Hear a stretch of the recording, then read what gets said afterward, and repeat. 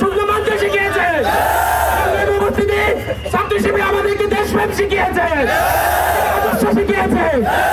আমরা আজকে আহ্বান রাখতে চাই, ছাত্র শিবির রবীন্দ্র আহ্বান রাখতে চাই, ছাত্র শিবিরে কোনো সন্ত্রাস নাই, ছাত্র শিবির কোনো মাদক নাই, ছাত্র শিবির কোনো ইন্টিগ্রেশন নাই।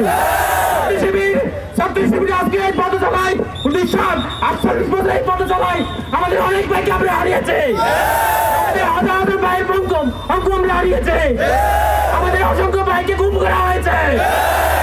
সংগ্রামের ভিত্তিতে শত জুলুম নির্যাতন ছাত্র শিবিরের কাজ থেমে থাকলে থেমে থাকবে না ইনশাআল্লাহ। আমরা আজকে অন্তর্বর্তী সরকারের কাছে আহ্বান রাখতে চাই, বিগত 15 বছর তারা এদেশে মানুষকে শোষণ করেছে, হত্যা রাজনীতি কায়েম করেছে, গভীর রাজনীতি কায়েম করেছে, তাদের সুষ্ঠু বিচার করতে হবে। তারা 2 আগস্ট হামলা করেছে, তাদের বিচার নিশ্চিত করতে হবে। 15 আগস্ট আমাদের ভাইকে হত্যা করেছে, তাদের বিচার নিশ্চিত করতে হবে। আওয়ামী লীগের গুন্ডা বাহিনীকে, টিপু সন্ত্রাসীদেরকে অবিলম্বে আইনের আওতায় আনতে হবে।